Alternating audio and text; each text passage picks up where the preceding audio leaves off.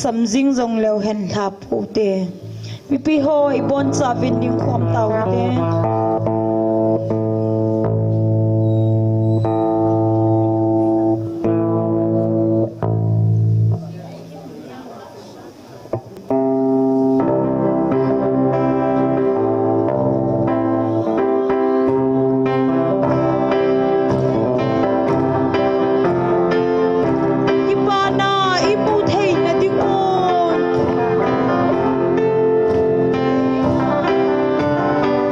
Yesu Krista nu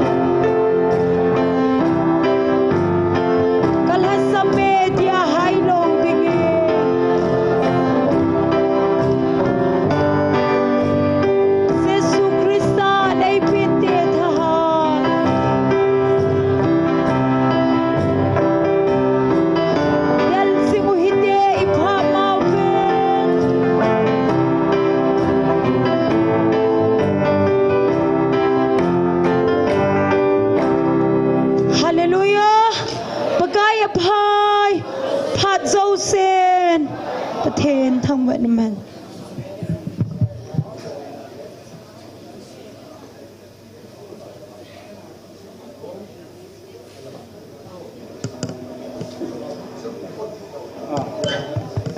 ฮัลโหลกิจเทนาโมประเทศนินดำนับพัดพานุ่งงาขวากิจเฮฮัลโหลกิจตากิปาเมประเทศนินดำนับพัดพาพันหอยปิกิดวินตุนีนิจกุบเลสองกุบเลลิทินที่นัดจันจังดำเซลาต่างเล่าเฮลานิโคฮิซาดไอปุยฮุยวะตาซาลฮะกาวดำในปิวปาประเทศฮิจินอามาสเปนินปาประเทศทางวานในปิววินเฮฟีเลไบเบิลจานมุขัดหินสิมโดอิงกติ First John บุงขัดจางอาปัจจุหินสิมสุอิงกติเกยฮอนอามาโคนากะซาอูนังโฮกะฮิลโซนจูฮิจิฮิอะฮีประเทศจูวะอะฮีอามาจูมุทิมหิมโลเฮลอะฮีอามาโตกิโลยกะฮีอิติวะมุทิมาอิวาเลวังเลทุเจ้าเซอิฮิวะหินจุเลทุตาจูนิโลอิฮิวเวอามาวะอาอุมบังอาไอโฮซังวะอาจูอิวาเลวังเลกิโลยโคมอิฮิวะฮีจุเลอาจปาเจสุทิสนาจอนเซตนะเจ้าเสียโกนาไอสิลยิมจิวะฮีไอฮอนจอนเซตกันไอโปอิติวะฮีเลไอมากิลเฮมลาอิฮิวะฮีจุเลทุตาจูอิลุงสุงวะโลอะฮีไอฮอนจอนเซตนาอิพอนวังเลอามาจูไอฮอจอนเซตนะเจงซีไงดำดิงเลจอนพัดโลนะเจ้าซีซิลเทงดิงาตาสันตาจุเลจอนพัตตาฮีทุเทงิสิมนาวปะทินบอนสาวาดินพัทเทบุปิวหันลังตุนีอิกิมันจานดิงุโปรแกรมจอมซาสิมหาในเนงกะเตตุนีนิขวาตาวนาไอลัมไกปีดิงุจวยเลปาออนมังอามาหงฮิดิหินตินปะเทนวะจวยลาไอสาปีดิงุอาคันนานูนิงบอยนูฮัดในนุงะฮัดในทีมปาทองเลนนูวาวาอามหอเจงอากุนาปะเทนวะจวยลาในไงหาดูเฮอีปีเลอามาสเปนินตาวนาขันนามังวยตินไอมาจังกิหันทิงนาจะกิเลกิปาทุเซนาอันนั้นอยู่ที่โปรแกรมที่หัวดำเสลาปฏิทินกิตุกเกจาไอมาปุยไทยนาดิงอตาวนามังวยตินอาเจนาขัดเกณฑ์หับเบนุมจุเลหากาวมังท่าดิงหัวปฏิทินขัวซาเป็นเฮียนตัวจงหากาวหัวเหตั้มตะสัตนินอปุยมังดิงาหิจิงนลาเฮียนกำสุงวาโซเจ้าสีหูดอไทยนาดิงว่าไอหัวตาวนาอินุงดัลดิงเวทุปีเป็นฮิจิจนที่หากาวมังท่าหัวดิงเฮียน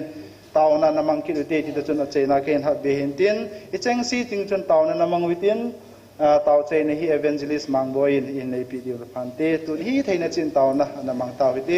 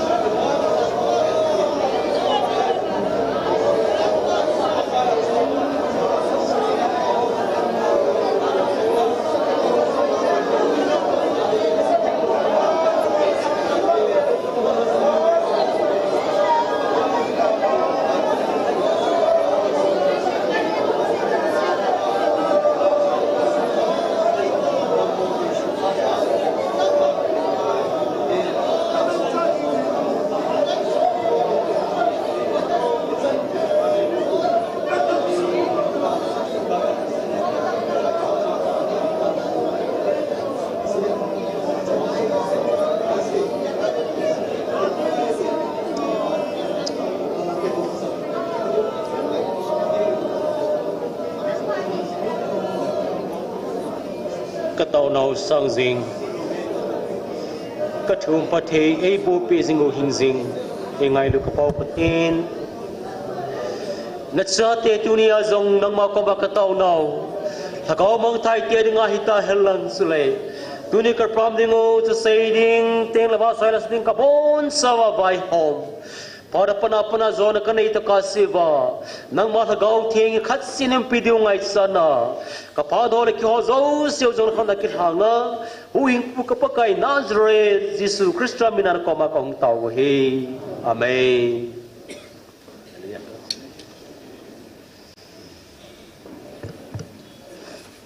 ki paumin tauna masapai na sai tawin tun phar ba na chalitin pathian ba chela sading hoin ko masangubin ka sei nom khat lang anung langa toilet hi mi pi ho a hi thei chana langai chi talo dingo langa malanga to stage langa to ho to ahan lang ho bo langa hi lu dingo aji tui hi inei tian achung langa cho jiu hi zia chu tham khat het thi muitin mi pi lang ho hi thei chana nui lang zai chi dingo chung langa hi ahan lang ho to stage langa to pastor upa ho bo se ilu ji de he ti chu ken he sa hin te o ti chu hin tin tuin pathian wa chela sadingin ama sapena nuning boy ama hung ma sapenin tin ama in sa zo zo le nunga ha nei them pa thong le nu wa wa aban ba naung ki ha ding wen ma pha khin ti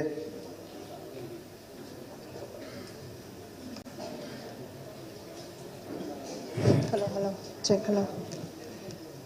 tu jingka phana pathian wa chala kan sa ding chahile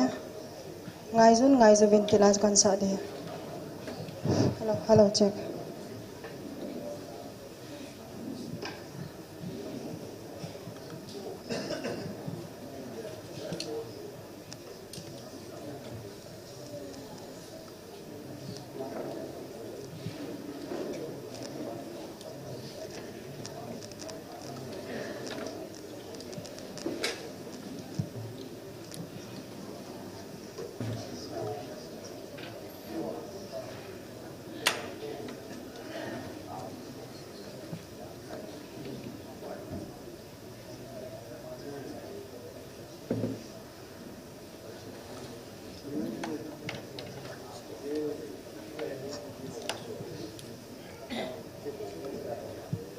hello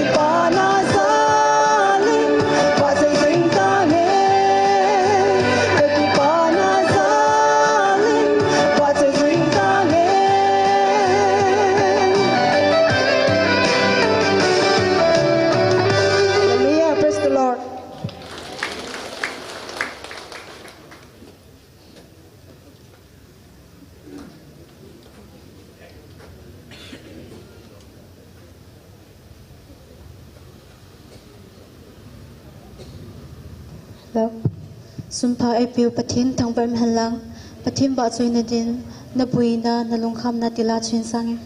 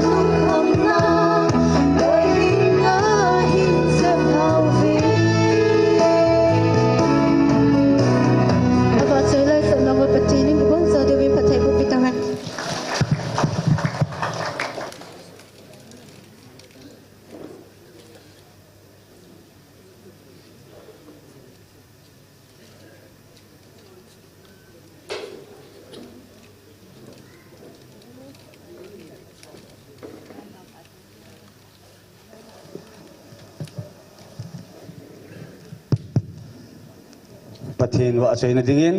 keile kan sung mi tian jong la ta bu khat kan sa do nom kit ubin la ta bu la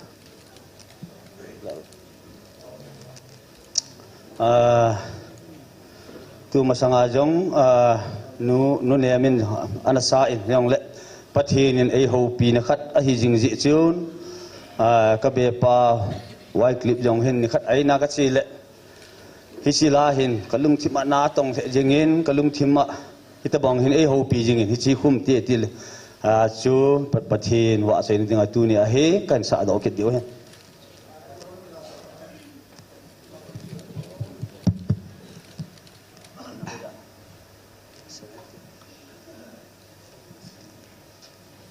bon lapit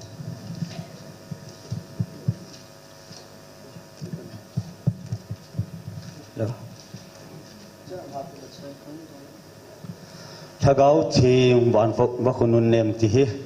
a second wars na hin ni sin kalung thim na tongin leikel ngoi chim hon hin pui di jolo ti pa hen di piti tam tu ni sana leikel ngoi chim hon igam sung wa na to thein lo le igam sung wa amachal thelo na pa hi ti lung thima sei thim thelo ka hi ja chu aba sei la kan sa do ding he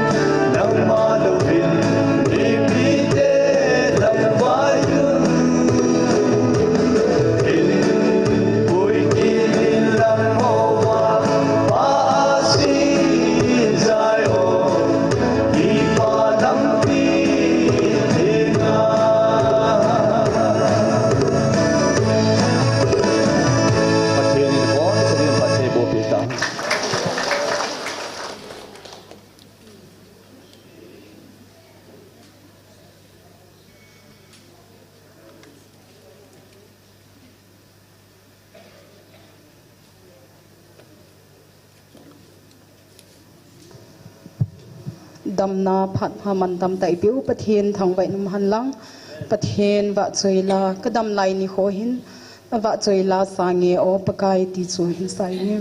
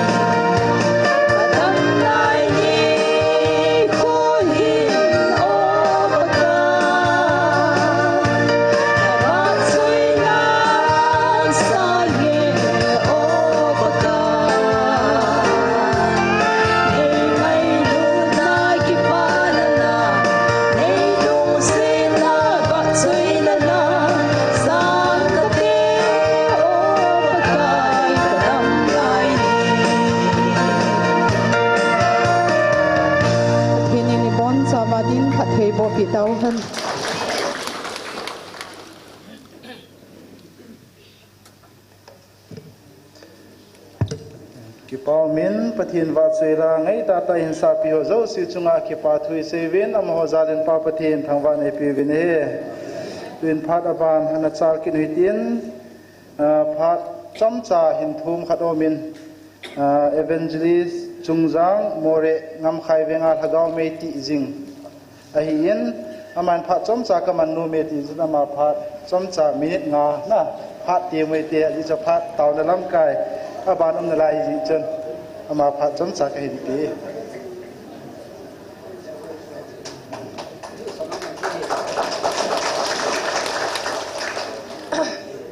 ama spin pinin ta asale lagawa damne ipiu phat pha phanoi damne ipiu ipathin jesu krista su thangwa kan pi masa pin he na bon chawe se bai kan bole pakai yesu mine ki pamen moya aki je ne langa atam join akim thei poin ahung kyung jile hila he kinga jin ke yong jani khabini sun kaungen elaya hung ding ti hi Mori apa nam lam ka kizot le laya huk tay di hi idei pin ong hi ji in tuni in ke yong ka hung thei na hi le phat pha ai pi pathin ka thang ban ka he laya hung ding laya ki man chan ho jaw ding phat chum pi ding ti hi ka dung ge le langa la cha te hon laya je mep ya ya pathin ni hu khom na u na la cha te hon i pi tin mu do pham ilanga ki tawa in kai do open hi le thu chang khat cha yong le chun na sei de he tion kaum ki ging po ye pathin thu mo sei the hi po ka ti ka ge la hi la pathin thu chu i au ma hi na tunin pathin thu hi lovin ki pa na thu ka sei nom zo chun elaya na ho in ni sin na gaw en na nevin he bang hin bang phanan na chang win ki ho jong achang loi ka hi win kum sang ni som ni la thum hilaya gal nei te hi nau ba na hilaya lagaw mei ti a pan inala nau ke yong hi chaphat chun kanomin ale hilaya lagaw mei ti na din muna pana ke yong october tarit som ma morelam kaloi no to kan kanung chi hon ta in som la khana october tarit som la khana lagaw mei ti na hi kapan tao na hi chun hilaya lagaw mei ti nau le moreal lagaw mei iti nau hi ni som le ninga a advance laya hi ata amasa zo na hi chi report chui pija kan pi ham tile hilaya I bol bang bang win more ajong nupi them khanin ka bol win nupi le upa them khat taktur sam te le ke yong chu nupi tam lo ja cha amo thwa nung kai ta so aje chu hila to ayong iban ai le pusal sa ne me hina tam diu ka ta san ne more ayong chun tarik som la khat october tarik som la khat na lagaw mei ti tau khom su kan pa no le sala langa hobung dang dong chunan zawin KBC ka hapoi KCC Joe Baptiste de Hohin koi hin hiti hin yo hi dunia ki panahi hobungai kai na hui jong le laya hi lagaw mei ti wa hin lagaw thil hi bowe koi macha ki chomba dim pobin I pathin win kai mana pathin khat ka hin no na bon chawa khat na hi di he ngai lu na ati hobunga so jarin kilo jin pathin ka thang wai pathin ni chon si wa ngai jama hagaw ita san watu yale hagaw baptai se chanji win tunin pathin chanu chapate hi win lungmon amma ma jingin gal ni lam longam poe igal jong pathin ei tu ki pio heta chun pathin tha na tu na lungmong tai la ya ki khom hi win ke yong ke pa ma jingin a hin hela hin noi na bang phadi win atila chu mun chom choma taw na ki man le JMFPI mun ti lawa chu e yong ki koi theloi aje chu pathin kam changin lai mun chu kau pina wa he atin mun chom choma yong mi tam ta na bol na in more ayong chun hi ti chun ki bol na hin ale pathin tu phun ma chun confirm in bot pi ta ve na pathin chang ba nom han hoi lai mun hin jong leo chun ade de ni lai hi agilin athuin alo pi in ya tri lai hi lagaw thila kukizo son chat ti adenga center khana hi zen lungmonum mama ka sa en pathin ka thangbai ka hi ai le moria chun october tarik som la khata ki pan chun lagaw mi hong ki tin chom khat jowen moria jong ปะทินละกาวบานติลเตียวไม้ก็เลยน้องปีตายของกิตินปะทินทั้งบ้านนุ่มเห็นพยากุณากันจะมีจงกจะนินกันเฮียโตเลวินก็คิดป่าเบสเซนปะทินกระทำบันไกรีพอร์ตตั้งแต่ปีที่ก็มันจงเลยอาลังปีทำกันเห็นพิงกันเต2023 December ตอนนี้สมนี่ละงาเกี่ยงโมเดลก็มิน24เลยกิโล24ลิตรฮิจินีปะทินละกาวินนัดมอนะจิโอกิตูวินังกิตาวินอตินฮิลายาดิงาตุสีนเกี่ยคนละงากัยนมายาก็กดกับเรนดากัตวินมิดามโมกะหินอาเจซูตลอดเลยcancelกินหมอม operation กิบอลซากะหินฮิลายตาจนเกี่ยงฮิจิดามมอนะจิจนกะลุงอเฮมจิงินฮิจินีโคจนไลก็กิตุอินตาวนะกะมังอินปะทินทุพุนตุจนตะสนะอินฮิจิเปนะกะลอลกะจัดจุจูอากาตุปุนอลูสตาอินปะทินกะทำไปกะเฮฮิลายมุนัยพูนดิกติเปหินตุนินอันละจะเที่ยวพานินปีวินัยแหละฮิจิพงลูกถีกะหิป่วยปะทินทั้งวันอันละทุกุมจันบาริจนกะจะไปอินกอดยานะเช็คสังเกตินกอดตีแคนเซอร์hospital ก็จีวันนี้ก็กิจเอกจำเป็นนะฮิเลพัฒน์จันทร์มอนที่สัน blood test นั้นendoscopy PP อย่างพัฒน์นี่บอลเป็นนะฮิเลมาจานั้นนี่ตัวป่วยที่ประเทศก็ทำแบบนี้ไอ้เนี่ยลายขัดก็เสียน้อมสุดเทสมันนี่หินนะกินจานั้นนี่ตาประเทศนี่ December ตาริสมนี่ละงาดำนี่ปีจูแค่ยังก็กิจกรรมฟาร์มที่เปะลูกตะบังตาสมีนี่นะจนก็ทีก็ดำจุกดำแต่นี่จงเลยอีตะบังห้ามที่จูอีเพียงตาสนะบุลิงจับลูกตะบังคนกันเอาเงินไอ้เล็กก็จีวันนี้จะมองลำกาปนาไอ้โจจันกับจีจนก็กันที่มาจริงกันลุอินก็กันที่อินกันลุงเอาไว้ก็บีปีสางอินไอ้เล็กก็วันนี้ดับตลอดหกก็มาก็จะปั่นโลกก็หลายนะเห็นแหละ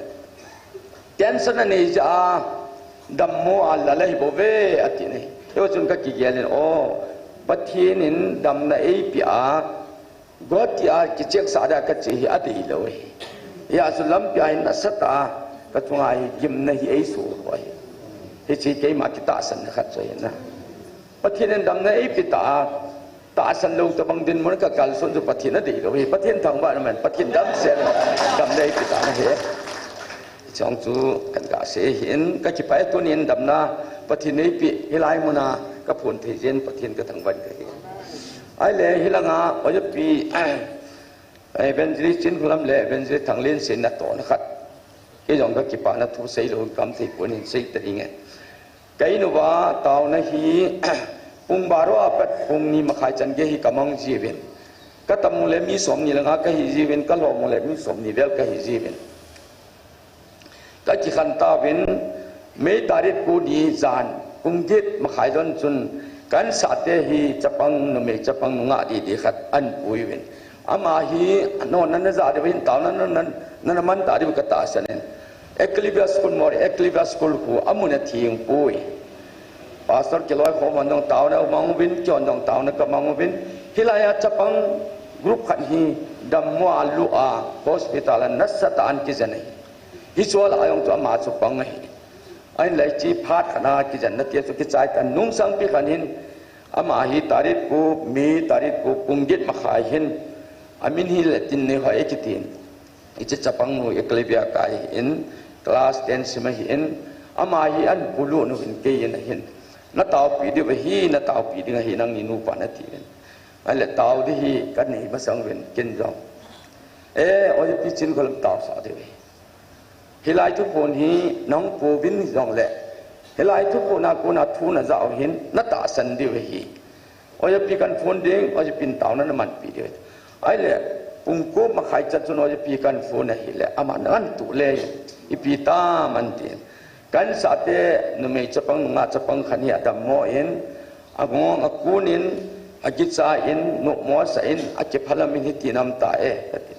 หินตูสัยนัดินกัตูสัยอัตาวปีนัยอาเปตอินงงฮิตามปัจจุบันองดาด้วยเทปาคดิตาอันตีนัยประเทศทางวันเหมือน apet jun adamen kyon dong ki patu ke se nama chon so ka ngamuvin in sumi ton taw na kaman piwin amon dong chi taw nge pa ka ke pa ti na chi taw ajinga tha in ka dong le ka na wa sa ne pa ka dam sing chai hit bangai pathin oje pi oje pu yang amang chain gam lap pi ta dong pathin taw na sa ne in ata san hon taw na idam sa tia khung thevin tunin nimi chapang nu chung hi jong le kin kan pun pi ai ta ani channa dam na thu dola oje pi ka su oje pi jan lam le hin phun di ki phalam mo mi yo si ki phalam de jong le dam mo ha sat na ting le phun do thi lo hin phun din ka ki phalam jong le jan khani tul ha ta ri som na nga chun ka tunu thasagi ba mi akap jengin pung thumung ding ta so ka so ipti ai ti ham ti ke yong ke phatlam na lin ta kanin taw na ka mangin ale zo nan phatlo phan o je pi kan phone ni o je pi ka tunu hi ti in akap jengin pung thum ling ta ye chun nin taw pi di win ka de ye ipti ham ta akap jengin hi ti hin lu sa nang pomen nang atung tu ni ti zo nin nang beng dot le chun phatan te atin cái đó thì chúng ta bỏ lên trong cái đó là mà ăn tàu biển nè ăn tàu biển à tàu rồi chúng xuống cái kia sẽ hủy ba chỗ among tại ông đam mê mà rồi các bạn trái hiện ít bẹt lệ bốn này luôn mình ông đam đôi thì chúng cái dàn bung sọp nó khát mà khai là ngân là tại thì chúng nó mình cái mua về ta sao guesting hay năng ipidam mồi ông lệ pathin itaw na wasangin ka ke pa pathin tang wanong han hale inam pum piwa dinga ka kinep na lin ta tu jin ka chun kanu ko ma chun thukat sei ti tering na kanu ko ma chun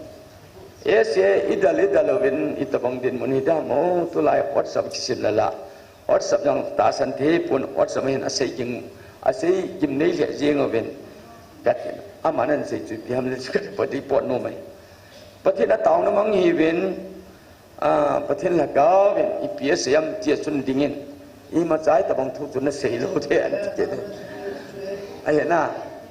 tu lai ban noi lis media ke thang ho hi yo ta san cha ten I pathina I king among chu king up that cha khe diu ti so kan sei no min pathin thang ba no man ikinam na khon lo ding hin pathinin 80 pinau thon lo ding hin ata san cha te tunia enam pum piwa pathin lung lai nai den tiang le pathin ne de sui pi sa hi pathin tang ban ale tuni en more al gao mei ti taw kho mo en lam kana si ding le counseling report su ingayu men apa choma ma jingen pathinen lagau mam tai tam ta ahu do na mun counseling ngai yo ndong mai chan tham mai bo lo la hin tham cha yong le na pu ding nan pi de ti ne he ele chi hi lom chai nong le chi lom chai yong le kanan kwa mu pu gol wa na pa kai ji sun tui si leng pi tu yesu sa bang ding in pathinen pathe bo pi venang mo ra ki pat chi hi gao mong thai hu do dang gao sin ki bol te ho man cha the ding in o ju pu thang se in isi pakai sumenen la pi le ka de ye ka ki pa be se tu ni a thu cham cha yang le ti pot ta bang kan pi the yin pathin ka thang ba pathin lo ki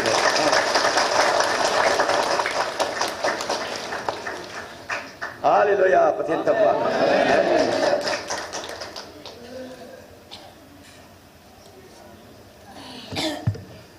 ke paumin evangelist chungzang moria ko na amanjong pelanga akiman sa ho hin report ho hin chikile ki pathir pi tiing otin ama ho hin don kham kham pi do na ne tawin ama chunga ki pathri seven ama zalin pa pathian thangba ne pi bin he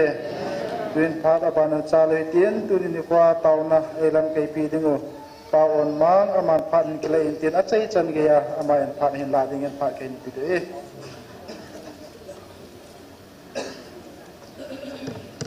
Hallelujah! Hallelujah! Hallelujah! Yesus Kristus menin salam kan bolbe report angai mulai lang ako nin upapuin mulai muna taon may tikong sentel muna amo po katahin ama kumbul lang nga hilay kumasa kumbul lang nga hilay pon to taji khom mahin kaya kinulelay to na sa ni aman isim bila kilomin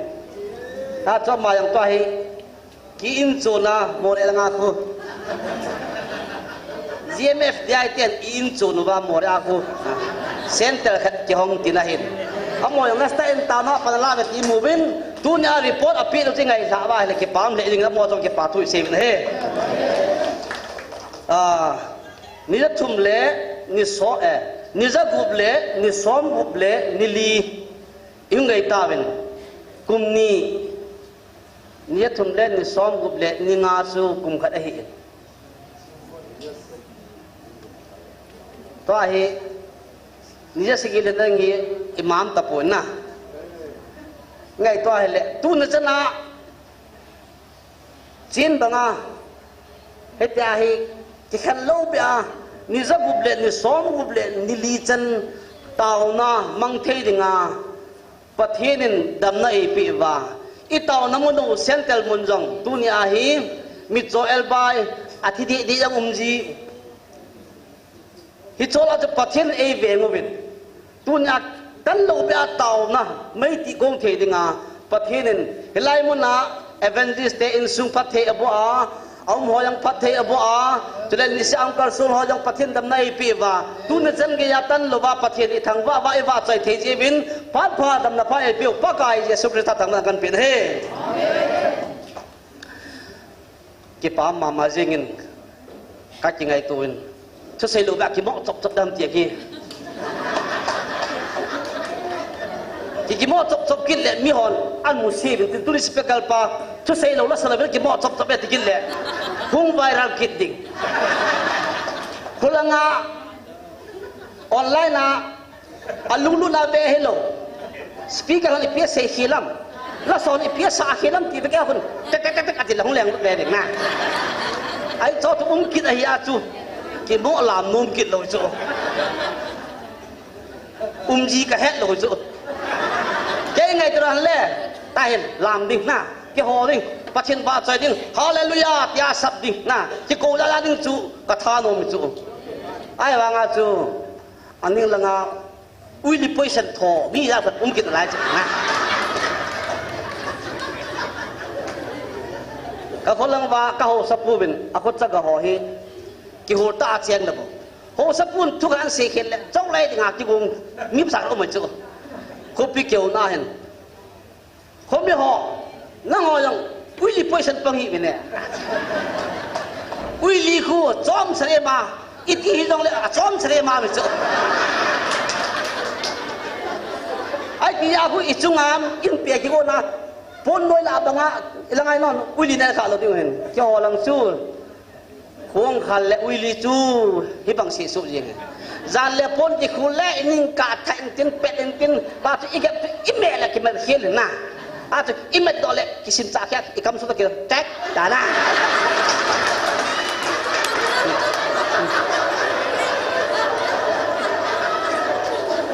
Hing lang lang ho in ui li atha dan chu tu la lang min lo ho in secular ki ho vel in pela ka be ta da chu hing lang a chu in secular la lo we nan deng ke thu chu le a che ki the ngim lo na veranda lang chu ni a che be cha di na hi chol al hin ko ke ma ya chu khong khan le ui li hung pung te ta ui li ang pona le ki tha jeng na smart ta ki ban pe jong le khot lo the lo na khot de na ya chu zan de dia chu I mun ale pon no ya chu li la ngam da ki mu ta lo ta chu ora di stop bi jeng cha chu ilung hang ta ilung an pal I lo am I met pen chu I kam sa kyang na stone grass a song ke hang ta ba ke bor jeng non ge leo chun kidang la sa diu na king lang ka chen lai wen private school la oya ka pan le sepe ho ang no ben sepe ang no holai dong an nupi ni sunai khat no hit hu khat na bet so ta ko sabat phe a phe amu chu la nu pi ho chun agol nu lu changa hit ho chu ala adwa kang cha agoi de nga chu a ha te ni ka check ade la chai itu sepe pa hen idong tan baya ipi bo ham te ni kun ten kan nu lu chang ki men do ai kam sa keng ki ti chu tu la ya akisei iti ho to ki reng khat cha ta su evangelist in apasia amet do ho ta bang ta chu ai chu nu pi ho hi cho bol ji bin ki jang baya aloi nu lu changa ikhat pa ku alung tha be sha ta pa bole khat ati ja gain junang ki pentain khosi ang lan tai khosi ang lan phat chun mi ang khosi la lu tan ki jang ni khat ikati ang ngai tai kati ngai phat chun mi hon met ku lum na met ho ku imet do a aloma ku ini ahile khosi ki de lang mang zal hi ati khosi pi thana chu met phati pape ne he ti bin ke jang kanu ne la kapan ya lum na chipe gumi kitchen ke pha ke kan dong ke kan lo le chu alom chan kan pro tain le to lang an ka koi tain khing ke khanai ka jep le khila than phun ta chu met hi phasa pi khila tan to ken jong kuling kun atu hu ka sudin ka khol tan ka khol le phasa pi ka khol te bukan honin kan hon ko ang min ta hu bu kamme phe nga ala ku me si chu ka hum du na ta chu tui thêm hết cả đó nên bắt chừng hi sẽ bù chú cả mẹ lu mình thét ta các bạn được anh nằm là cái gì luôn các cô sĩ chỉ có chú tăng gì tu cho này phát hiện là chú malaria thì họ chú cái hết ta lắm malaria đầm đòi phát hiện ta chú mẹ hết chú cái dùng kata sen chỉ phát là chú các đầm pi phát là chú cái dùng mi học con bài mẹ đã phá mẹ nè vô cái dùng cái đây là phá cái gì cả phát hiện bộ nào so ta thế khang chun Jesus Christa atina hin mi hon anong zui jivin dam lo ho po jivin mi tam be se phana chun om now building kiti ha bi in kiti ham in ngong to apita ve to gulang pa chun Jesus Christa tin lai thu sei la mi pita ma om lunring dong talo hilai mala chun angai lu dam ding angai chat be se yo in chung chuan pita ben alum na pun ang khai la ve so an khai la ben acha lo do ki dang be se jing ta so dam ding ngai chat ya tu in ki phileu ki chu ya kha bang lo chu na hilai mala to adam mo te ho tu in chuan phe ba le ba chu an khai la au le wa chun pakai som sangan khai la ba chun pakai sun jong dam na ngai cha he te pha chun adam satan mi pi ho ake pa na tunin jong hilai mun ahin nila asi le dam lo ke polun sun na ang ke polunin kau ham sisi ham dam ham mol ham de tal na isa bale e ho phung le chang ta banga hi thila te nga tama tam da he hau kip loi akip lo loi to thang loi mat loi bai ta loi na hoi tan sensas ke na yo sa tam mai the jan la chun la thu pon am nunga ni evangelist ten amanan thu do le doctor pu hegin cho lung the ken akhi tho cho dongin ai le no hin chan ne phang le za tan ne ba ti lung the ken e ho hin cha ne ba le khat abang le ni chu ki khat le amo chun chon cha ka ne le asang ka le ben la khat ben lu pi ka so le acha to sang he la bo he nu khat be hab da ai la ya lak som ni lang athi wanga chu amo da chi ma cha lo le la chu e ho gya na chu lak som ni lang ka ta o ngoi da mi ti we nam na chu tu hab da ka hi zat su ki tari wam nu kyo aku ta le khat be lang athi si sang tam do pi ngo da mai the ki na silki dam ta ai yang tu jan ge hi ada tiap ho tu athila tu ame ti muna ai wanga tu mo jan ge lo tu ai wanga tu dan la an sia tu nupi khat aswala asang hinge atile hitilom lo ma pung hiu la chun I kilo ter kham na ta chi ho ke pat phat ong ngai tai ti chu hung ngai tai ti chu tu kala report them ka hin chule ba noi report nga ding chun tu la to hin hilai GMFT mun na taw na mun na center mun na hung lo ba mun cho ma lung lop na ding ke pa na hol hol lo hin tu lai ta hi amai mul gam ta chu Israel te le Iran te hang ke nao Russia le Ukraine ke na chu angai na chi tai e ho le bai ho ke ta yang hi ko ma gya pa ke tapuin pathin apanga ti yang hi ko ma le het tapuin amu akhit ko mai tai be mai le te ikijat ba thi mai tai be ti loi da ke lo so ko ta me te ikijat ba thi bole gawa lu tong ba ke bela tan ki ding am ta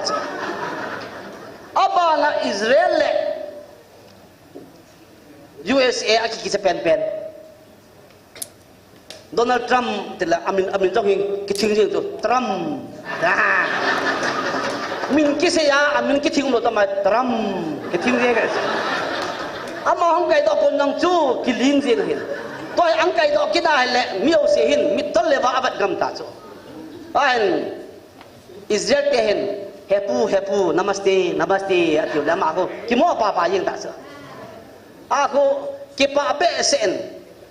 Israel te ki pan nal wa ama ki pan pa ya Iran ba ma khile to an miao sin third world war hung nei tai ti ta chu third world war hung ding hi in mi ho lo se hi thi oi tai ti la mai mi ho hi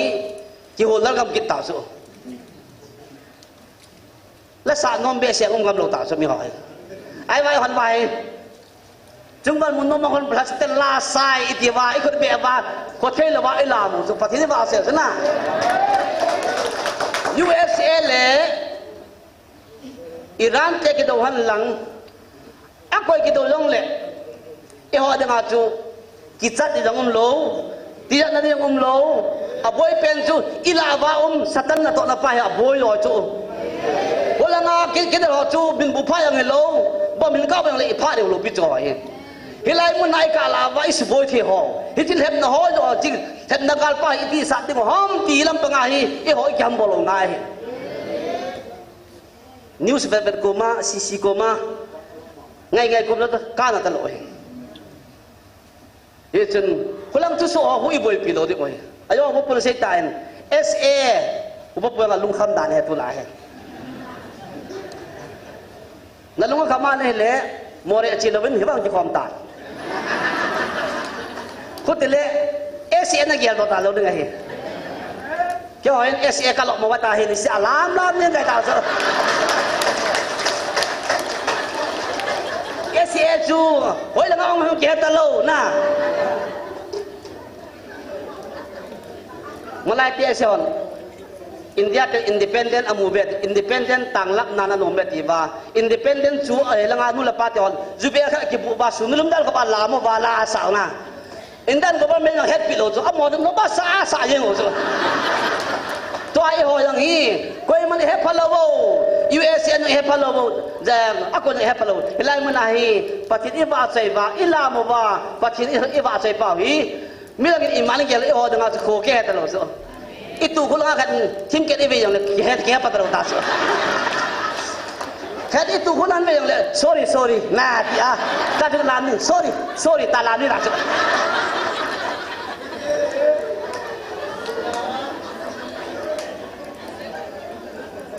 ye chen tu nin ngai lun na e ha boi pe da tu patien nang ma na ki ngai lut bangin na heng na kom ngai lun ya chu hoi itu kho ma wa kin ya tan to yong le asahi pe ki cho na nan chu iti sale yong le salu ba nga ki ge la a chu ki to kho ma patien i wa che chu hi chen ngai lun na pa chu tu na hi mun la nga hi ipo do ngai ta chu net ba kha ang leng doi hici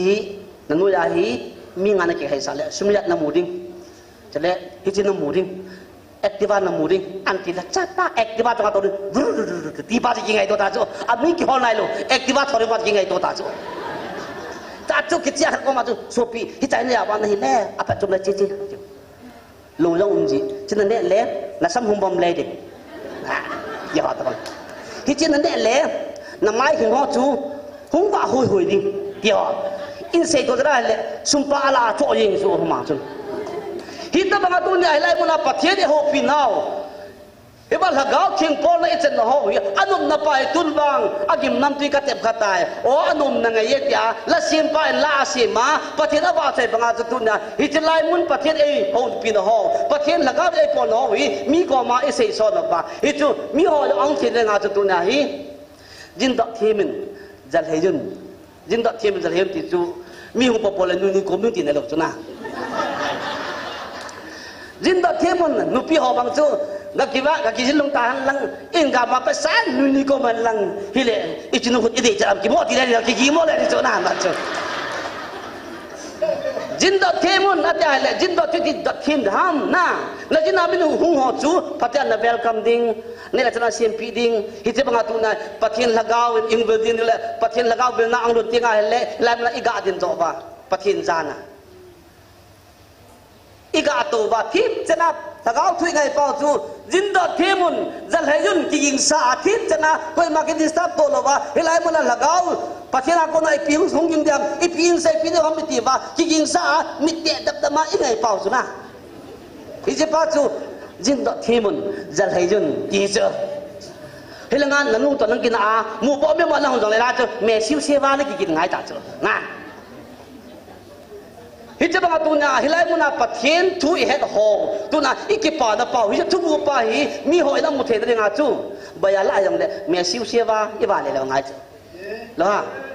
na mu yo chu chi bai bo lang na he khala so pin na me nga mu bo pathian na lu si ni pathian na lu si la ti mai mai ta na mu yo chi bai lang so pi na na pathian na lu si ni kin chi bai ho ma ba chu chi pa alum pat kim kha hai ti am men tin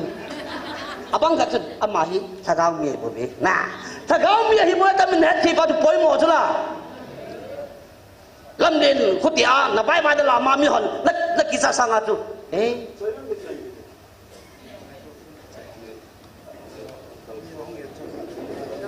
ole ole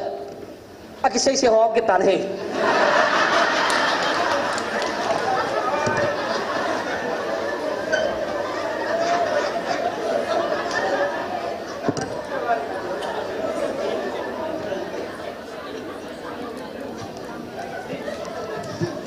Hello.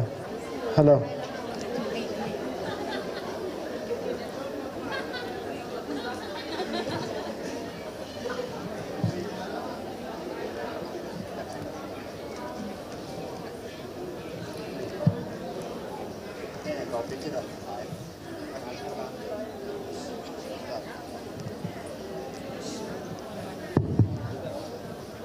Thupi nok lai ta kan dista mo na rằng là khó buồn pathinin giác chỉ cái man sol gì chú hiện ở ngay này à gì chú đam nấm này ra chú mít chỉ kim hung ấy thì chú hiện là điều vào chú lệ satan là to này bọn vai cái thô và biết pan khom điều gì này phá phật là này hoàn na kia hung tu hoàn nó là ngã khoát quay là quá khoát thêm mà khoát hung tu ta năng quay ha tu đình khát to cái bị héo thương nông rồi khỏi pasal nông rồi nông rồi nó bị hoàn tu vào pasal hoàn nông thế mà missionary nu tiệt cái pan nói tàn tu hoàn tu hình mua hà lâu đi khát nó cái pi to đi cái khial đàn chu khát nên tu mà sang khát nên hà lâu đi nó cái chi thế đi na nó tàu đàn nó position hung hạ nó lấy tao các bạn làm tiếng hial về na जी ने हम थाई ने हम ले हे जी के तू दान हो जाओ हे लगा है जोन लेवल हूं दे हूं सु तो थो के दे जान हा तम पी के को पी मनाय का हाय रो होई चा से तरी तो गे बनंग ना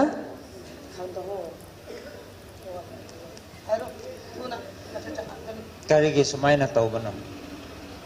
ayo sing sing na ko nang Jesu khange ko khange khangbra kibra Jesu Isu giming da China so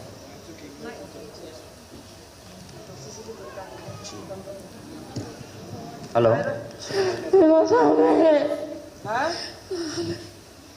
Pambagi kari gitu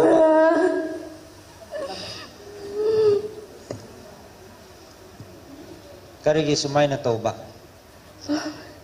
Kuma Yesu giming da kuma karigi. Pame.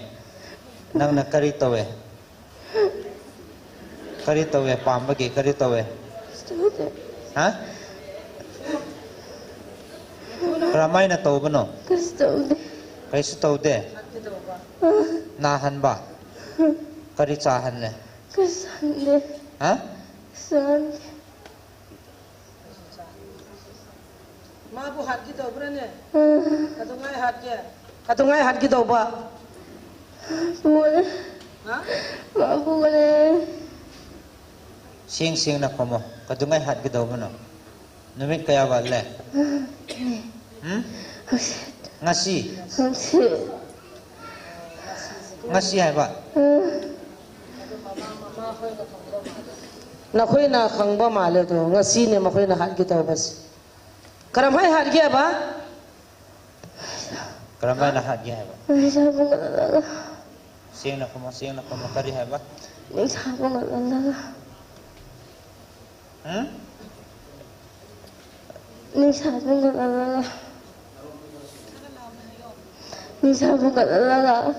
Kari hay ba?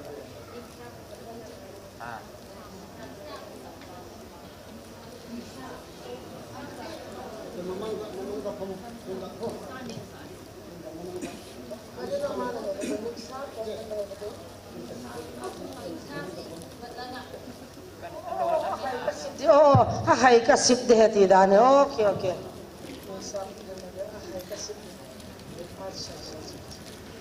Aduh main hat kita ba? Kaya may dahat dia. Mari. Nakoy nung dang wairam pung mari mga phau lei batara sita ko. Nakoy zoom pura ti nakoy na check sin bangamra. Pung mga phau sita lei batara. Gagyal leo chun. Nakoy na su YouTube ta live ta ura ga lakbani na ko. Hojik sumayam na ura di satan na hat kito ba mayam to lakba ya ba.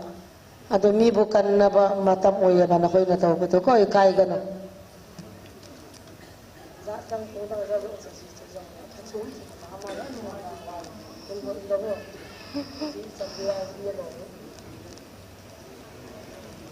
Hojik kari taw gani. Ako ni Yesu giming da pare nang na mi buhat ga daw ba ako Yesu giming da pare nang karay da leiba karambalay no ha wagani Yesu giming da pa bani nang wagani ba sabra wae ko ado hayo ko na kumo do sing na ko na hangmo do kumo karay da leiba Thongda ising da leiba lai do Thongda ma bu karai da uba School lakpada kuire chahi kaya pare chahi padre mi kaya hathok re nang na sumai na ma khakta karai nahan le Makwang aduga kihan bra kari tawe mangonda akiba pohan le gum ki bra ma ki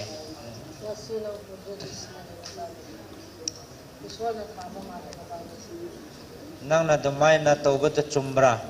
mingonda kihan ba nahan ba hatya muk tawba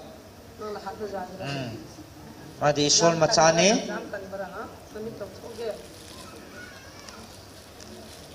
ado ibu ngasi nang Yesu giming da pare bane kari tauge nang oi na hathoge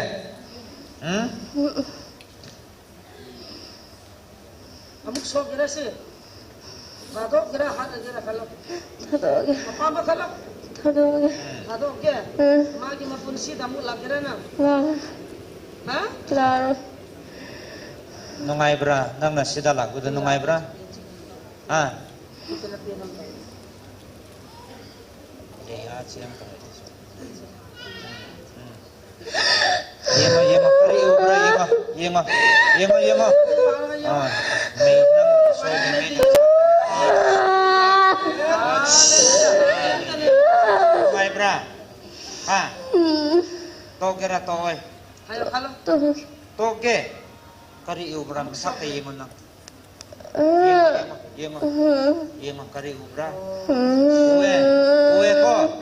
Ubra. Kari uwe. Kari leibno. Ha? Kari. Hallelujah. Iso. Yes. Pathian ka mo ti sol we ti ta suna. Hallelujah. Praise the Lord. Amo cha. Bang ho mo he. Hallelujah. Isol tu uban nungai bra ne. Nungai bra. Yam yang ning bra. Ha? Kiba. Hallelujah. Isol tu ngan bani na mana jeng bangam dare ko. Isol tu living God ne te ne.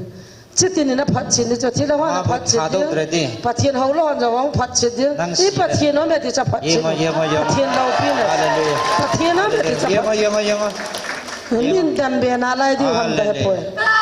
Pathian ho lo no jang pathian no me ti ta na. Ama na hin kwa pathian ho je so ho lo pi. Ka mu ya me ti. Yema ngambra. Amde. Hallelujah. Yema ngambra.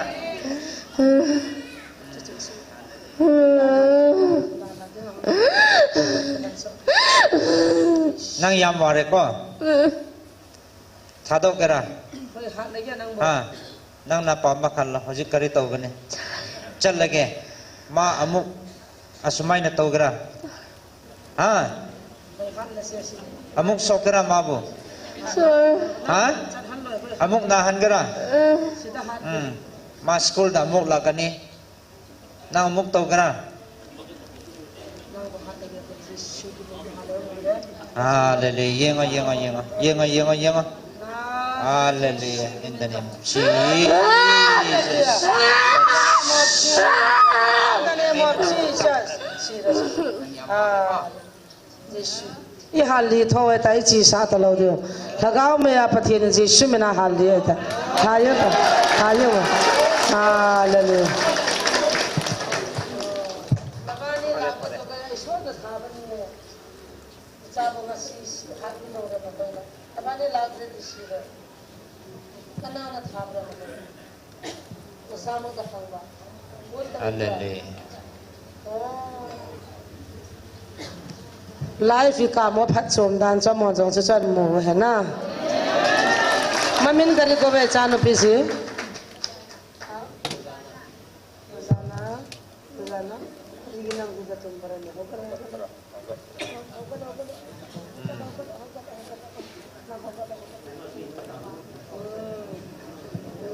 Pastor jite ho na to do ta wo ki pa me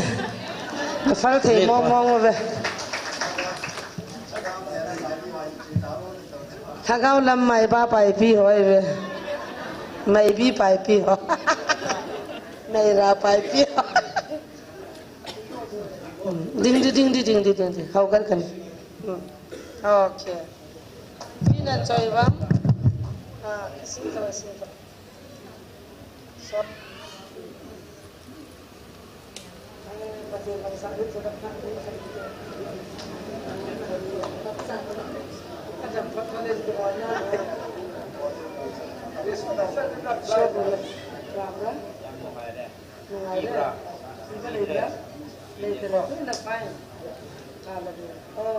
Pathian thang bao te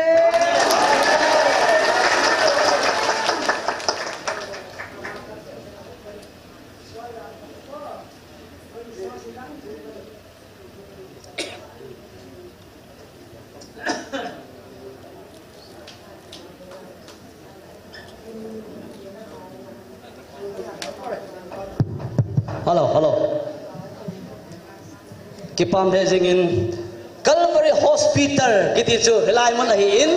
ta chung dam lo te ho in dam na nei ta je ni bon ta pathian thang ba chiu ti ve hallelujah hallelujah hallelujah Calvary Hospital tia la ki sa ana hoi lang hab dung ki hello tu ni so pite hobin Calvary Hospital ang holo obin kol nanga sei piu hello hilai mun a chan no tu ni punglia thiding nu chu tu in pathian jan huing nam ta in pathian thang ba bin he to ai am ho nga itaw ngai ta chu sagau khat huing na dinga tu ni in amma ta sa huing ta win sagau lama dinga hin amoi huing a ha saloi hi ve amo ti lo tuna ke pathian za ka hita o lo pi pen tia sa a tau hoyong chu hilai na ki ko ru ngam lo chu hilai Calvary Hospital ai lam hello atamata me he insa in lang hoyong hi a hello na la hi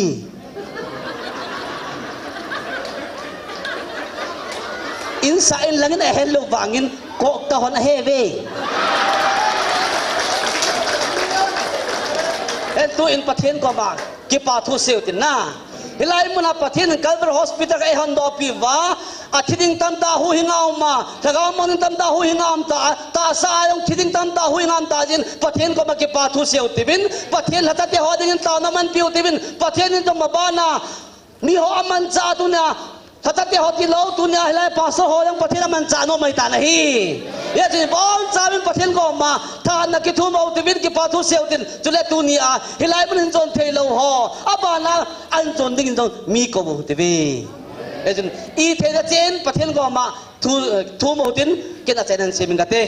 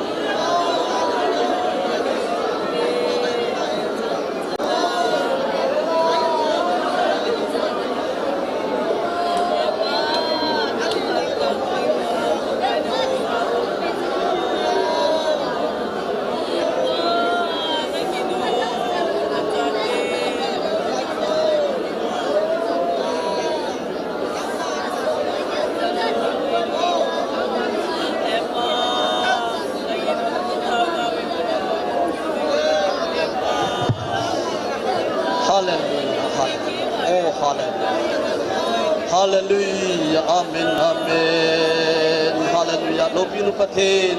ngay lung set daw, ngay musa yan namin lopi ka thang hepakay, oh sort sati ho naman sa nga, na sati ho naman sa tayo namin lopi ka thang he, lopi nu pathin, hallelujah, amen, opa, tuloy po apakay, na lopi na miti ho na mutay tajibin namin lopi ka thang he, tunya apakay helay mo na dam na sang kasupiti ang pakay, nang makaw no oza satan kati he pakay, nang mapathin ka ina muci sa ina hepa, kipatlo man nang manabacay tinadibin, amo din kan tapin he, tunya po apakay, sakamang din selo ti ho pakay, helay mo na o nasati ho pakay,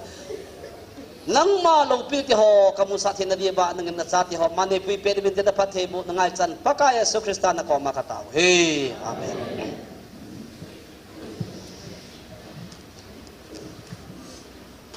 Pat kipen nai lo akitsai gigot otan topik kipen nai lo ba thumaka yang kitsai nai lo ka phat akitsai do gigot ta dai piang le kino ta kan men mai the he Bible chang khat ane simok tin jo tiang le la khat in sa tin lam kai ho in chungwan mon nom kon la saten la sai ti la chu isa khom ding isa jo tiang le tauna ilman de tauna ilman ding wachun pathianin hilai mona anako ho 2023 kumbul langa hilai mona hung kho ma win lang kitu to win lang kay mana pathiano ngai pathin ka hi bangin na ho lang kingai du ta win hilai mona ta kho ma win ti a ana se ho nam lam kai ho hi in ho lam kai ho hi in ho sa ho amo zo sia de nga chu tao na man dio he sam number za som nga chang khara pa chang gup chan chu an sin thau te be wa chen pakai amun thing bunga pathin wa chayun wan thamjor min thangla ama wa chen ana to min thang ho jin wa chayun sei thelo alo pin jin wa chayun sum kon ngin ngai ta thon wa chayun theile mule silang da sei ta thon wa chayun lam le khut be ta thon wa chayun tum ging theile kuli mu ta thon wa chayun khut be be gin thon wa chayun khut be ham la la ta thon wa chayun izakai ahai sa theijo sin wa chayun pakai pathina thu pathe bo han lai mana ipu David leng lo pi ta hi wangin tu pi ta hi wangin aleng lo pi tu pi na chi machana gel poin a pathina sim pa bo chu tu pi na gelin lai man pathin wa chading da na se ta ni na aku dala tu na hi e hoi ipi hi bam e hot ki lo ngeng chel han ban ngeng tia so nga i seng le ngeng ta pe so iza da ke song tang kana i se le ngeng ati dil ang ada kita pe ngeng ati so aku tidak jalan nang lagi pathin ti ba choi da da na wa chu mi kha ja ti pathin ba choi da da ham ati ipu da bin lim le me kan ye si ka pathin ba choi la sa nge ati banga chu tu na lai ki pa ta pathin i ba choi do e chu pathin a lo pi dai mu sao chu la hilai mu na mi ga ma africa ga ma tv youtube aki ve a bo an da bo chu kon bel bul an da lu lu na ja je sok sa damin ati la jang pat ji nga ki chom je ngai chu na sakit kati sa ta ki ve na dia ta ki ve chu hitabang pathin la to na pa chu pathin hoi ngai lu no ba tu dai e ho ko mai ain polu ta chu hi je hospital dam na pa tan polu na Bangalore chingai ta lo ya upapu se jala alola cancel umpa chu thagau tu pun analai lai simobin atia moria asit bojo ke hilang don hi betang moria sipai wanga jo atasan na pa chun na atam sai jala ta san na yala tamai ta jin pathin thang wa ben he aku tera dunia youtube ana ba na chat na ngai chat dunia adam ho adu dunia ho lo jun imagi ke lo chu wo sayang na thi bong sayang na thi asang na thi hi zo jun imagi lo chu wo san na ne ta lo ding hi bong san na ne ta lo ding hi chanhum na ro ta lo ding hi mina ni obu achila bela chu amara tu chat kanelek ai thei put a head chu hi to jun dam nang ngai chat la hi to don dam nang ngai cha ho dang cha hospital apoi mo hen tu na yang ilungang bai thima e kain dan nom pui atale hospital ke le chu lo lang ki lo chu na jin sa ram ta mo han lang hung ki sa bol na lo ba ko ta ti ve ke le ipil se taram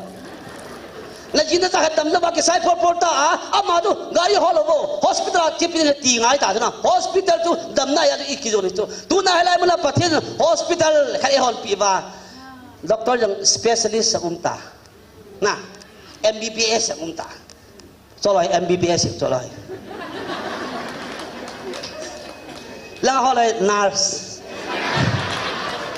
staff nurse tu nya langa mitu ho tu staff nurse Jule tu lah ta training ball, jalan aja training apa tu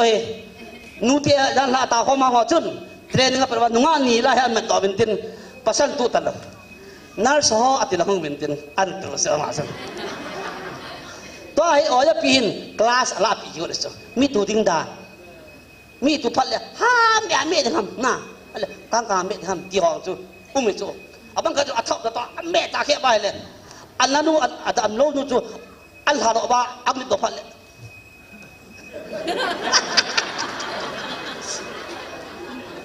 aken sot ta ta ki me ya chu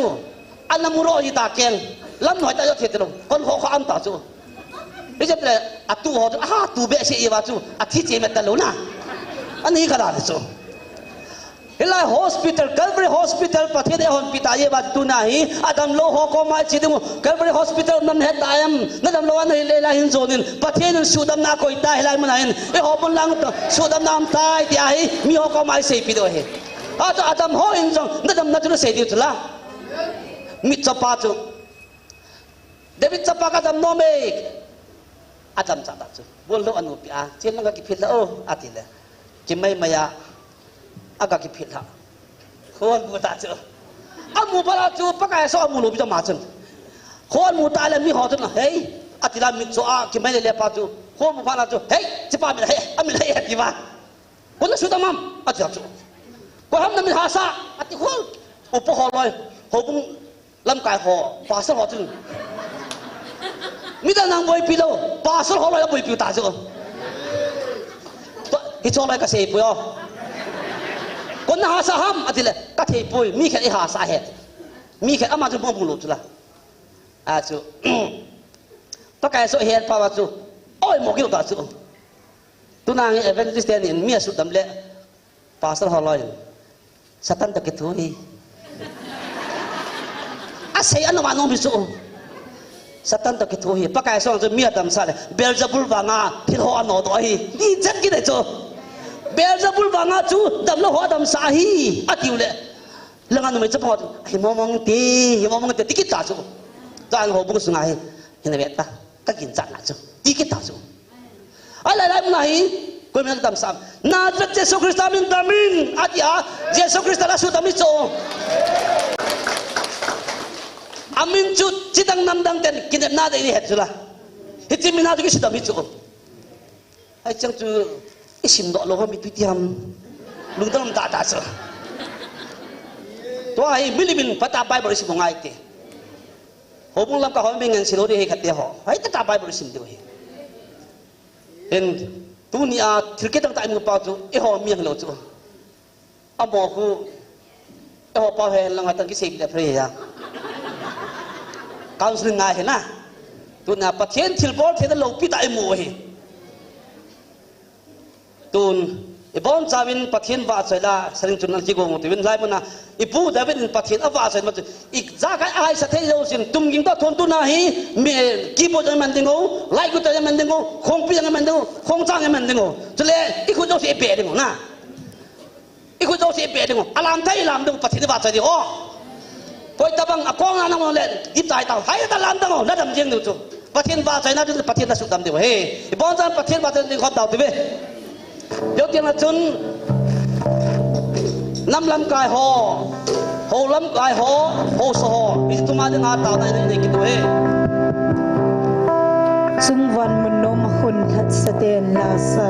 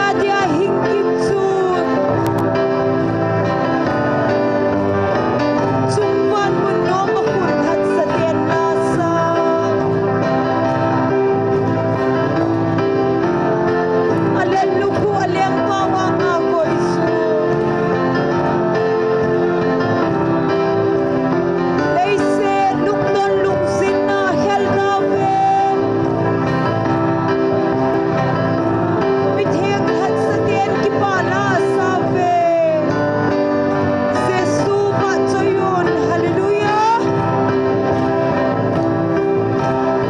Malaya Calvaria Titu. Sisu Patsoyun. Tun sot gaya dia hingkitsu. Ngay nun nala kinang tatsu akimdan.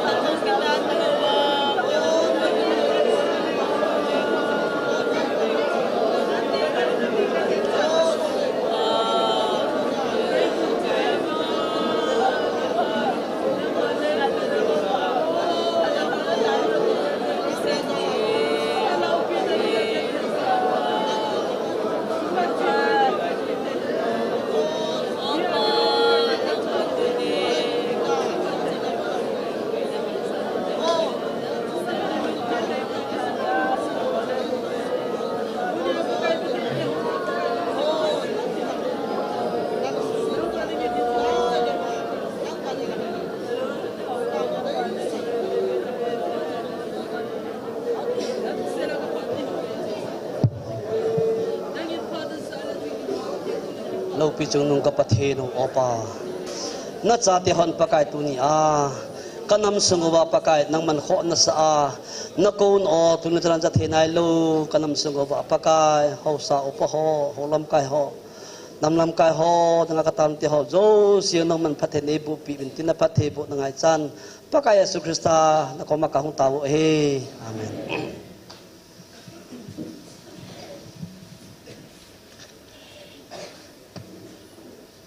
hi achaina achain lam pong hitain chamcha pathin thua ki holim na nei ki do tibin la kha isa bai le achain nang de ti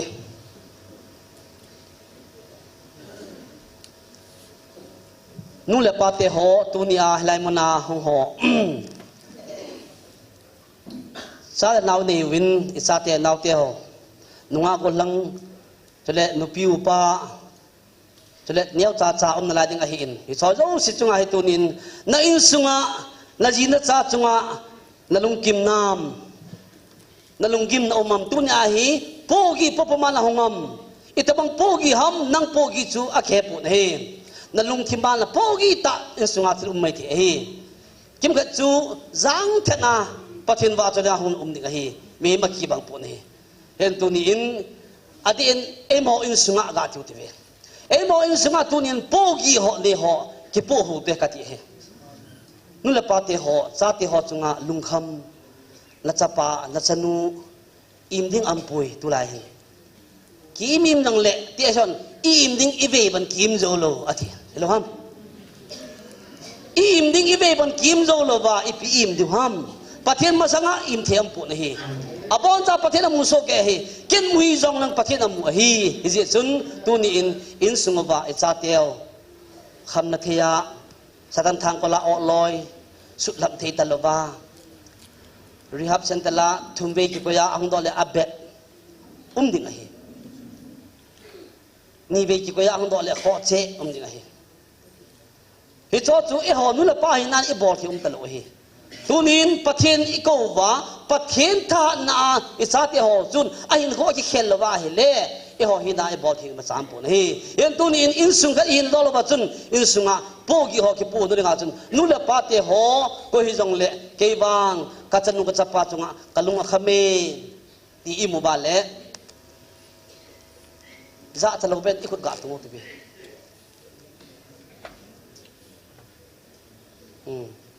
le ki pa me tu nia hung la hi atam zo hi ve lung kham na ni lung kham lo be ho to kirin do san ki sen le lung kham tho tho me thi kham na thia lut lo ho yang chu ipiam khana lut loi apa pen ho yang chu sun lum lama mobile si loi ki ti he hi chang chun net na hi chu jingga ke thole asi nila ai mu tong le nu le pa te mu to ting le po de ki ko asi si na lai hi chun na hi to ka ti ho non ke lo chun adam se de adam lo pi chu be tu na ba hung ke bulun no sanga to from you mobile haga bil abol so ma chu apa to be lo pi chu tu la whatsapp ka mu in na kan to no man ne le ne ki thora pa sa mobile ven WhatsApp ma oi lo ho ven ti ho ase ka ya le nu jal ai tu ki box okay pastor on 7 jingka pas nu le pati ho am khom jingka am ke thor le apa ben anu ho le mobile ho le na anu chu jangka thi ham hing ham dang hello nam na chu na dam dam na mo ta pe kha yang ngang lo chu kamu bala ta mobile hall le aji nu omlam hello na nupi ho yang tu aji pa omlam hello aji pa chu na hai kam dan lang anadap teong le mobile hall masring nupi al matam chu na hita bang na chi ke ga mai ta chu in sungana to khom na pungkang ni tam ki ho lo be a thum thum na mobile ta ki ho na mi ang lai len jang le adol buding ki semon lai yu mai su to ren na khat hin ye chun tu in isate ho net na ni ho sagau boy na su chabe ho a hi in tulaya kham na thi ja chom na su จะไปหอยแล้วไล่ทุบพงแล้วก็ทุบเราจนอาศัยตังหอยสุงกันใครนี่ก็มุมสาวเวียดิจูหอยสุงกิสนาใครนี่มุมเทยมีเห็นวิดิจูอิตาบังมีหิมิตามขัดเดียวประเทศจงกิ้งลงมีหิมจงจ่าลงกี่ที่หอนะฮิโตสุดตาจูที่คมนักหนาอากำทุยาจะทิมละทิมนี่ได้ลงพิจารณาที่หออิตาสันตนาจูเฮ้ยไรตาจูจูพอจะเห็นลังอบิตาเล่เห็นลังเล่นะคุณกิสัยปุ๊บเห็นลังอีพิเดียงหมดเลยใครเนี่ยยาทีอย่างเดียวนะวัดสับลานิวส์อาจารย์เฮ้ยที่หัวบุ้งอาจารย์ตัวนี้เห็นไรหัวบุ้งอาจารย์นั่นที่ขอมาเป็นนุปีแค่หัวยิ่งสูงอ่ะใครเนี่ยอันนี้เห็นเลยอ่ะไปแต่ละกิสัยปุ๊บอาทิตย์ได้เท่านั้นเลยอาตามตัวพระเบสนะอาทิตย์นี้ตัวคุยมาดิบนำเบสเห็นนะอาจารย์ใครเนี่ยหัวยงอาศัยตาจูหัวยิ่งสูงอ่ะใครนี่กันเนี่ยสาเป็นอันนั้นก็ต้องนั่งจริงเองตายหัวยิ่งแก่ยาเห็นเลยแกแค่นุ่งเล็กคนนุ่งมาคุยพิพามน่ะเบียดตาทางเนี่ยเบียดตาอันนี้แต่นุ่มไม่ต้องห่อกินสูอีแต่เราเก็บเป็นซ้ำนุ่มไม่เอวีเดอาดัมเจนเขามาจูอาดัมลงอีมิทัศเยซูนุ่มไม่ล้อสารนั่นเลยภาษาไทยตัวมาเงี้ยเท่านั้นเราต้องมันล้อเนี่ยสายยังปั๊บเท่าจูเอวีเฟลเบสอันนั้นล้ออันนั้นเนี่ยอันนี้บ้านเนี่ยสักกิดนุ่มไม่ห่อเนี่ยบ้านกีฬาลูกภาษาจูอาดัมจูตาเห็นนุปีหอยเปียกแบบนี้อะไรยี่ป้าปีจีกันอันนี้บ้านยี่กี่ปีจีนะอีไงลูกภาษาอะไรจ้ะหลังจากนั้นก็สุกไก่ไล่เป็นตัวไล่ขาหายมินตาจูสกุลจะมันจะหลอกมากี่หลอกจูหายปุ่มกันบางทีกันเหล่ากันแล้วเขาจะพลาสไม่เขาเป็นป้าสูเปล่านะว่าทุกปีเสียป้าสูอามาเขาต้องตัวความจีบว่าก็เขียนว่ากัดโซมาอามันอัดโซมาอาบันอัดโซมาหายปุ่มกันจูมีลีมีงานกัดโซพอหมดจูขัดเดียวฮิจิเกลว่าจะไงดูนำโลจุน่ะตัวไอ้แค่คนดุยตอนละบ้านยังง่ายอีกทิ้งซะแล้วจูเดี๋ยวเสียคนโดนกันขนาดอยู่ว่าเจ็บเขาว่าแก้วจุละจุไกลเด็ดอ่ะอาเจ็บมาก็จะนุ่งเจ็บโม่ก็เบะอาทิตย์ละจุไกลเด็ดอ่ะอาก็มาดูมุมจุอะไรอาเจียอาเจ็บมาอายุเพิ่นเลยนั่งนุ่งเจ็บโม่อุปปุงเจ็บโม่เด็ดงาเจียมาจนอาคอยอาเจ็บมาจริงไงลุ่นนะลาสาวางยังตุลินจุกลุงคำโปตินังอาทิตย์นะยังเขาบ้าแก่โค้งเบียบว่าลามเขาบ้าแก่อยู่สุไงลุ่นนะป้าสุกตินะกินนั่นลงเบี้ยวสุตัวไอ้กิลิมเสป้าสุกเขายังคมทีเลยบุก็ป้าสุกทำอามาแก่บีซีอามาแก่ซีซีกิเวตันจุ่มเลยอากิเสหัวเขียงจุงอาโตตบอาโตก้าวเสียวเขียงจุงอาโตสายเลยอาโตเทียบปวดนะอาไทยนะป้าสุกตัวหัวมันเลยถ่ายยังหัวจูขัดเดียวแล้วที่เราห้ามอากันไล่ประเทศที่โกงน่าหิวจีหุ่นดูดละหุ่นโคมาบินนาทีละไอ้อะไรจับกันฮีป้าสุกไม่มีกี่ตัน Reverend Ordination ที่เบสป้าจูทุกปีมองจูป้าสุกไม่ได้การตัวความยังจูอธิษฐานยังไงจูประเทศโอ้จะตลกนะฮิตบังดิมุนฮิตาจูเฮียจนตัวนี้หอยตั้งไงตัวพี่ก็เลยเขาต่อหายปุ่มเกิดกระจกความหลายตัวแก่ต่อจะกันนุ่งเสียชุดตัวให้ตัวนี้ก็ตัวเขามันลังจบความดาวได้ก็จะเลยอัดจบdariมันก็เลยเขาเห็นอัดจบมาเป็นหนึ่งจุดน่ะพัดอาบานเราเขาหนึ่งจุดกี่หัวเล่นไม่ทิ้งเจอไอ้ละตัวน่ะกินไงตัวน่ะป้าจุดน่ะฮิตช่วยฮัตเตะแล้วจนกินไงตัวน่ะไงรุ่นนั้นเราเป็นอิมาคิบอดอปุ่นตีอีกไงรุ่นที่ว่าตัวไหนอินข้อมูลจุลน่ะอันโนเมอ่ะกินไงรุ่นเสียสินปฏิทินบาตัวโนมสาโลหอมโนไว้จุลอ่ะก็แต่ละตัวอินถ้าสำเนียงต้องเลี้ยงหาโปเต้ที่จูเวอร์เซเราเป็นสาวที่เป็นอิสราเอลเต่าเละตัวเนี้ยนู่นละปาเต้หอบโปกินในหอบตัวนี้โดนร่างกายเต่าที่เป็นน่ะโซปีตัวเนี้ยก็โซปีนู้นก็โซปีปาโปกิฮิปะกายลามังปีตันกินจงกับพยองโปยที่อ่ะน่ะเต่าไม่ได้ถึงอันนู้นข้าเป็นพัดใจถึงจนปาโซจังสีมันพัดใจเปลี่ยนเลยถ้าสำเนียงต้องเลี้ยงหาโปเต้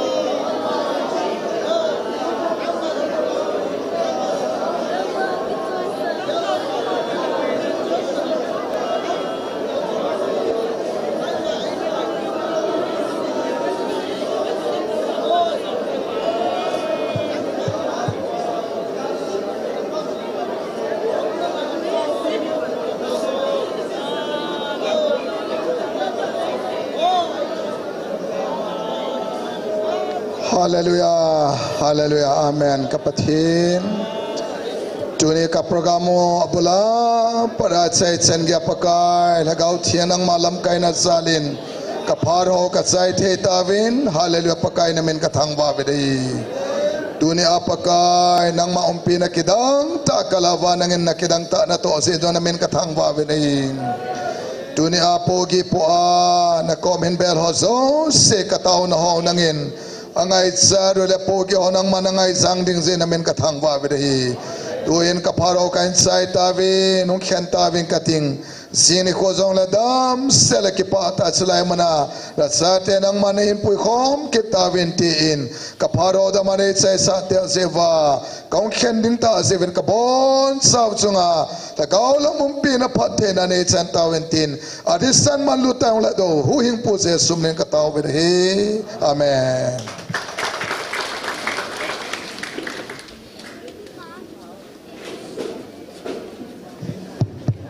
Tunya he security pa le pa thang sen min sim de he